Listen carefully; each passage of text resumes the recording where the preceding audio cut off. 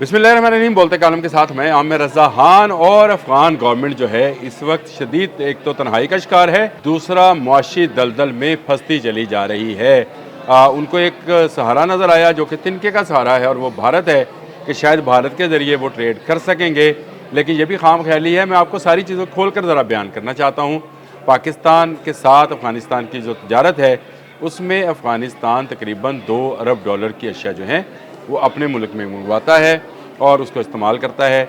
इसी तरह पाकिस्तान की जो समंदर्स हैं, जो ग्वादर है, कराची है, इन दोनों बंदरगाहों से इनका तजारती सामान, अद्वियात, खुराक, ये चीज़ें जो है जाती हैं। ना सिर्फ पाकिस्तान से जो पैदा होती है पैदावार वो जाती है, बल्कि जो बैरून मुल्क से आती हैं वो भी उनका रास्ता यही है, क्योंकि अफ़गानिस्तान एक लैंड लॉक मुल्क है। ये इसको कोई समंदर नहीं लगता है।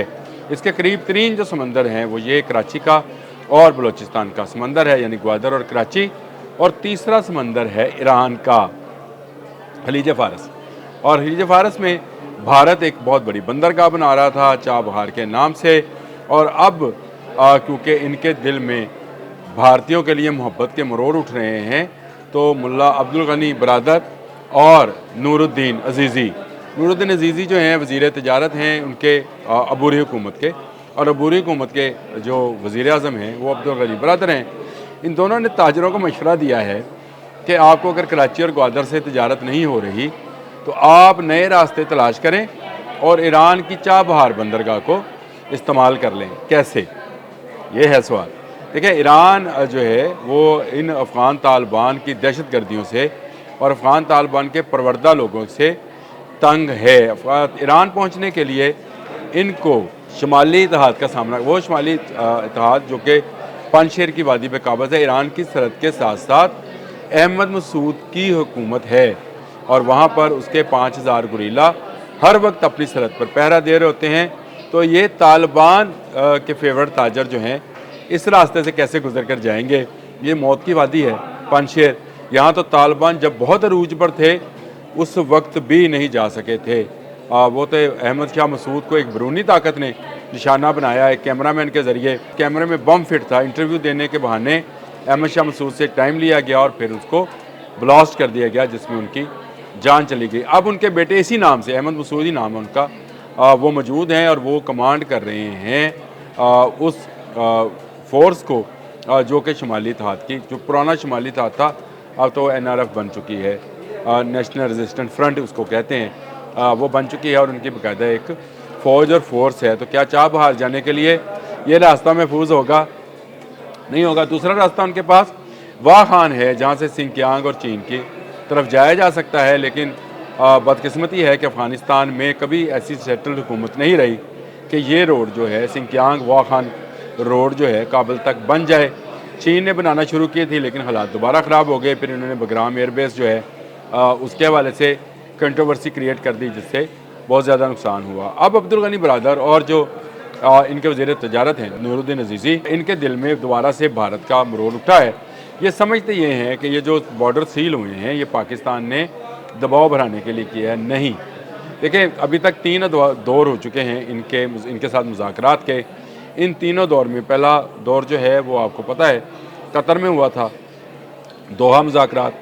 उसके बाद 2 मुज़ाकरात जो है इस्तांबुल में हो चुके हैं, और पाकिस्तान का सिर्फ एक मुतालबा था कि अपनी सरज़मीन को पाकिस्तान के ख़िलाफ़ इस्तेमाल ना होने दें, और आपको सबूत दिए गए हैं। आज भी ख्वाजा आसिफ ने यह बात कही है कि जो यहाँ पर हमले हो रहे हैं उसके सबूत हमने अफ़गान गवर्नमेंट को फिर दे दिए हैं कि ये आपकी सरज़मीन से लोग आए थे, ये अफ़गानी थे और ये TTP से तल्लक रखते थे, अफ़गानी थे, और उन्होंने आकर वाना में कैडेट स्कूल जो है उस पर हमलावर हुए थे, और जो खुदकुश धमाका हुआ उसमें भी ये अफ़गानी ही मुलव्वस थे। कहने सबूत दे दिए, लेकिन अफ़गानिस्तान की तरफ से इस बात का तो जवाब नहीं आता है कि वो अपनी सरज़मीन इस्तेमाल नहीं होने देंगे।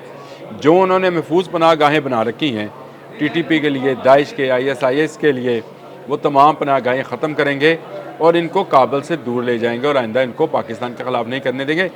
इस बात की सिर्फ गारंटी मांगी जा रही है, लेकिन ये बार बैरूनी दुनिया के अंदर ये शोर मचा रहे हैं कि पाकिस्तान ने ट्रेड रोक रखी है, जिसकी वजह से हमें अद्वियात की, खाने की कमी का सामना है, और अब ये नया ट्रेड रूट जो है तलाश कर रहे हैं। एक बात याद रखें कि नया ट्रेड रूट इतना आसान नहीं है। मैंने जिस तरह से आपको बताया कि नेशनल रेजिस्टेंस फ्रंट जो है, NRF जो है, वो मौजूद है वहाँ पर, और वहाँ से आपके तजारती काफ़िले उस तरह से नहीं गुजरेंगे जिस तरह से तोरहम बार्डर से या बलूचिस्तान के चमन बार्डर से गुजरते थे। ये इनको बाहिफाजत अफ़गानिस्तान तक पहुँचाया जाता था और अफ़गानिस्तान का माल जो है वो लाया जाता था। पाक अफ़गान चैम्बर ऑफ कॉमर्स ने भी कहा है कि बहुत सारे फल और सब्ज़ियाँ जो हैं ख़राब हो रही हैं, ट्रॉले फंसे पड़े हैं। देखें, फंसे रहें, लेकिन पाकिस्तान की सलामती पर तजारत को तरजीह नहीं दी जा सकती है। गो के पाकिस्तान जो है हमेशा अफ़गानों को मेज़बानी फराहम करता रहा है, उनको एक सेफ़ महफूज ट्रेड रूट देता रहा है, लेकिन ये पाकिस्तान की जड़ें काटने में मसरूफ़ रहे। अब ये जड़ें काटने नहीं दी जाएंगी, ये बॉर्डर्स बंद रहेंगे। और ये हमने बैनुल-अक़वामी दुनिया को भी बता दिया है कि जब तक ये दहशतगर्दी बंद नहीं करेंगे तब तक इनके लिए कोई बॉर्डर नहीं खोला जाएगा। और ये बॉर्डर का ना खुलना जो है वहाँ पर एक नए बहरान को जन्म दे रहा है। वहाँ पर तालिबान हुकूमत जो है हर आने वाले दिन के साथ कमज़ोर से कमज़ोर होती चली जा रही है। यहाँ तक कि काबुल पर भी अहमद मसूद के लोगों ने जो है हमला किया और उनकी काबुल से बाहर चौकियों पर पहले हमला किया, उनको मारा, फिर कब्ज़ा किया और झंडा लहरा दिया अपना, और उसके बाद वापस वो अपने ठिकानों पे चले गए। तो कैसे ट्रेड करेंगे चाबहार की बंदरगाह से, और अगर एयरलिफ्ट कराते हैं सामान को तो उसकी कीमत में इतना इजाफा हो जाएगा कि यहाँ से अफ़गानिस्तान से काबुल से भारत जाने वाला सामान जो है उसकी जो कीमत है कई गुना बढ़ जाएगी। और बनता क्या है, खुश्क मेवाजात हैं और हाथ से बुने कलीन हैं। ये इनकी प्रोडक्ट है जो अभी भारत में दिल्ली में नुमाइश है जिसमें ये नूरुद्दीन अजीज़ी साहब गए थे, उसमें 2 स्टॉल्स थे, एक खुश्क मेवा का, एक कलीनों का। वो तो इसके साथ जहाज़ों पे चले गए, लेकिन क्या ये रोज़मर्रा की ट्रेड है? नहीं है। इनको चाहिए क्या होता है? इनको खाद, चीनी, घी, तेल, अद्वियात, ये वो तमाम चीज़ें हैं जो जिसको कहते हैं कि रोड रूट से जो जा सकती हैं, यानी उस शहरा से जो पाकिस्तान ने पाक अफ़गान ट्रेड रूट जिसको करार दिया था और इनको एक सेफ़ हेवन था तजारत के लिए। अब ये अपने ताजरों से कहते रहे कि इस तरफ से चले जाओ, उस तरफ से चले जाओ। कैसे चले जाओ भाई?